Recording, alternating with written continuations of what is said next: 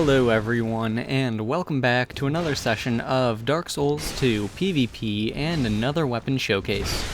This time I am using the Black Knight Ultra Greatsword, and I've got to say this weapon is one that I really wish that they didn't change. Unfortunately, when Dark Souls 2 happened, the Black Knight weapons, well, they lost their amazing movesets. They changed, and not for the better in my opinion. That being said, this weapon is still a very good one, very strong, and definitely worth using at times. So, getting started. The Black Knight Ultra Greatsword requires 30 strength and 16 dexterity in order to use. It has a B scaling in strength, a C in dexterity, and a C in fire. The physical base damage of the weapon is 280, and the fire base is 110. For me, the attack rating of this weapon is 624, with a ring of blades. The counter strength of the weapon is 130, poise damage is 50 per hit, and the weight is 18 units. Now, you're thinking, probably, well, what about when it's infused with fire? Well, I'll tell you. When infused with fire, the B scaling in strength stays the same, it goes to a lower tier of B. The C scaling in dexterity drops down to a D, and the C scaling in fire bumps up to a B. The physical base damage drops down to a 268, and the fire base goes up to a 158. In the end, I personally didn't find it worthwhile for my build to infuse it with fire, which is why I did not. It only provided a difference of about 15 or so attack rating for me, and considering I wasn't infusing it for the fights, it's not worth my time. So that's that.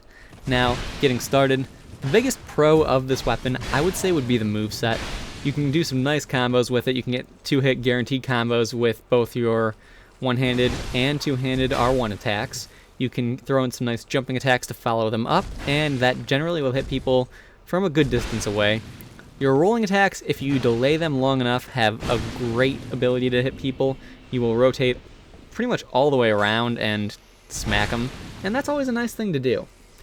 One thing about the Ultra Greatsword that this person does not seem to realize is that your two-handed R1 attacks are unable to be parried. Same goes for your two-handed R2 attacks, but your rolling attacks, and I do believe your running attacks as well, can be in fact parried. So, something to watch out for if you're fighting someone who likes to spam parry, but otherwise you'll be fine. Now, with this weapon, I would say that the biggest con would most likely be the fact that its stamina drain is pretty big. You use a lot of stamina using this Ultra Greatsword, but again, it's an Ultra Greatsword that comes with the territory. The weight is also pretty high in comparison to others, but again, it's not the highest. It's sort of in the medium range for it, and I honestly have nothing else to say about the cons. It's a very reliable weapon. It doesn't take too much effort to use. It's not the longest, it's not the shortest, it's not the heaviest, it's not the lightest. It's just right in the middle in terms of Ultra Greatswords and as far as how much damage they do and all of that sort of stuff. It's just average, so there's really nothing terrible about it. And yeah, if you're fighting someone who's good with their distancing and is using a longer Ultra Greatsword, like the female Ultra Greatsword this guy's using, you might have a little trouble getting close to them and getting some good hits on them, but you can manage. It's really not a big deal. It's an average weapon. Nothing terribly unique, nothing terribly special. I'm sure if you did infuse it with fire and buff it, then you would have a lot more damage than I am doing, and that's all well and good, but I don't really like buffing it that much, so it is what it is.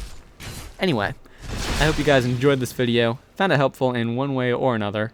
Please like, subscribe, and all of that good stuff, and I will see you guys next time.